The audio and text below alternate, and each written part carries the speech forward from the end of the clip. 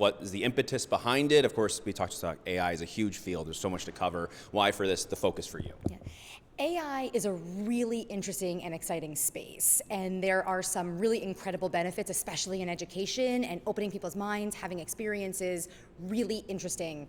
But it also has equal opportunity to disrupt so much of the fabric of our daily lives, including in employment. And if you look at how companies are starting to use AI, they're starting to effectively set up pathways to gut not just entry-level jobs, but middle management and even some senior management jobs. And if it continues with kind of no parameters in place to get an understanding of that scale as well as what that means for our job market, we're going to be looking back not just in 50 years, but in 10, even 5 years, saying, what is happening to our labor market? We have to get a handle on this. And so the impetus for the bill is to start to get a real understanding of how companies are planning to use AI and how many employees will be displaced by that implementation of this new technology. The second part of the bill is then having companies who do implement these tools and AI technology, if they displace 15 or more employees, to pay a higher corporate tax that will go into specifically unemployment funds and workforce retraining programs, because that's really important. We know this is part of our society now. We know that certain things are going to be automated, but we have to make sure that people have a pathway back into the workforce if and when that happens. You're both from two very different districts. I guess from the downstate perspective, the biggest impacts there that makes you want to sign up with this and do this. That's a great question. Yeah. So Senator Hinchey brought up two very good points. One, this is going to have a massive impact on jobs over the next few years, so in the immediate and also in the long term. Low-wage jobs are 4.2% more likely to be impacted than others, which means communities that are low income, also communities of color, are at risk. And so as legislators, as people who are looking to have a good plan moving forward for our economy, for our workforce, this bill makes a lot of sense in this moment. And the second point on the planning part, the impact assessments that are required in the bill should be standard practice.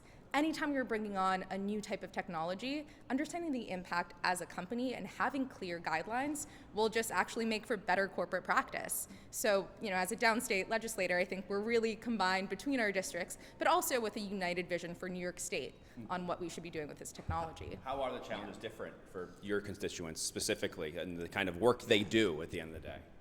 Oh, well, I do represent a district where there are a lot of tech workers. I myself am a former tech worker. I know that our companies are moving really quickly and always looking to automate as much as possible, which can make sense for business purposes, but it'll certainly affect the tech workers in my district. But again, I mentioned low-wage workers as well. So again, there's a vested interest across our constituents, but I can also see it impacting folks in Senator Hinchey's district. There's not a sector that isn't possibly impacted by the increased usage of AI. My background is in communications, and when you're looking around at communications jobs, and that's both in communities like mine or people who work remotely in communities like mine, those jobs can disappear, right? Legal fields, a lot of those jobs, paralegals, a lot of those jobs can disappear. When you're talking about manufacturing, you're talking about any type of job, the increased usage of AI will have an impact. And so this is a statewide issue that if we're not getting a handle on it now, we're going to be looking back shortly saying, what did we do? And we're seeing that already play out right now as it pertains to social media. Decades ago, we didn't put in place parameters to actually protect people from certain algorithms or the way that companies were mining data and the way that they're pushing information out to folks. And now we're sitting here, one of the biggest bills that we're talking about this session is both data privacy and how we can protect kids from bad and harmful algorithms across social media. We are working to put the genie back in the bottle in that instance. What we are trying to do with this bill and many others through Senator Gonzalez's committee is actually put these parameters in place now so that we're not trying to put the genie back in the bottle when it's too late. We can always move forward and kind of change how this works, and once we get a better handle, put different parameters in place or regulations or ease up on some things. But we cannot take for granted the labor workforce that we have today and the incredible slew of different types of economies that we have, but with the increase and unchecked increase of AI, so many of those jobs will disappear.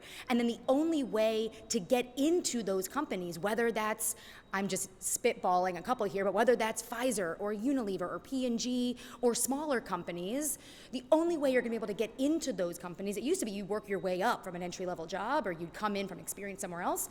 Now the only way you'll be able to be there is if you know someone or are a family member who happens to be in one of those job sectors that's not at risk from AI technology, right? Or if you're managing the AI, you're pretty secure. The only way you'll get those jobs and learn the industry is from a family member or a friend. That brings us back to an oligarchical society, and that's not what we want for the state of New York or for our country. And so I think this bill is really important to both set the tone and send the message that, one, we're obviously paying attention to this, but two, we have to protect the workers in these companies, and we should use technology to make life better for people, not to undercut the workforce. Yeah, that's what I was going to ask you about. How about businesses and companies? How do you legislate while also allowing them to stay open to advancing themselves? So that there's a delicate line there. Yeah.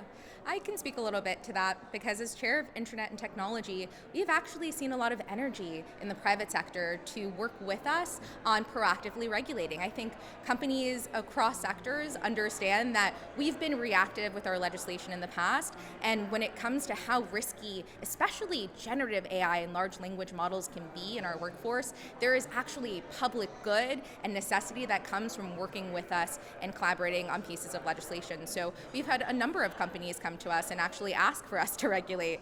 And we've, so far in the legislature, we actually started internally. We passed a strong bill. Actually, Senator Hinchey and myself also worked on deepfakes this session, and we passed some of the most significant legislation in the entire country around that use of technology. And we're also right now working to pass a bill on government use of artificial intelligence. So if we can do that right here, the private sector also knows they can do it in their field as well. Yeah. I would add too, I think that's exactly right, and I would add that our bill doesn't ban any company from using AI. It just requires them to report through the impact assessment so that we can have information on what's happening out in the job sector. And two, if they choose to do it, which they're still able to do, they have to pay a higher tax rate to then help retrain the employees that they are choosing and acknowledging that they're going to displace. So there's no ban, there's no blockage, it's just an acknowledgement that this technology does have an impact on our future and on the economy. If you're removing that many people from the job market and you're not helping to retrain them, what are they supposed to do? Where does that money, how does that impact the rest of our economy, right? Yeah, Senator, you spoke a bit outside of this specific legislation. I did want to ask, 'cause I've spoke with some individuals at Albany. They have some labs in there that focus on this. And some of the students said, well, like, I'm really excited that I'm studying this because I feel like if I don't know this, I'm going to get left behind. What kind of training, I guess, schooling do you think should be happening now for kids that might be in high school or in college that can help get them up to speed to maybe catch up to some of this?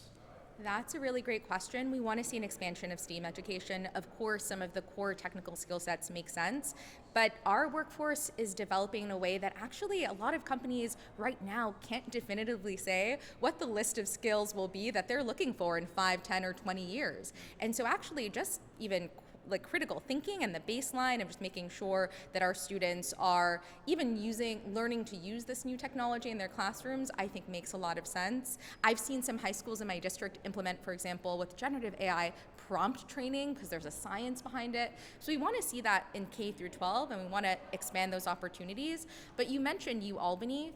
This year our state legislature did put a significant amount of money to allow, our state universities, our CUNYs, and also some private universities so that they could start conducting research around AI. But we have to be really intentional about how we're creating clear pipelines from K through 12 to those universities and beyond. And to Senator Hinchey's point, we want to make sure that even mid-level or mid-career folks are able to also have career trainings. And the private sector, I know a lot of tech companies are looking to expand credentialing opportunities, are looking to ensure that folks can get up to skill as they also implement this. So it's something we are working on as a legislature, supporting through our budget, but we want to continue seeing see to happen. Right. You know? I guess I think some of the research was shown that maybe though it might be more on expertise now than experience. And like I might be 35, but there might be a 22-year-old that knows 10 times more than me, right? So that later, I guess, education probably really That important too. mid-career is definitely important. You know, one significant investment in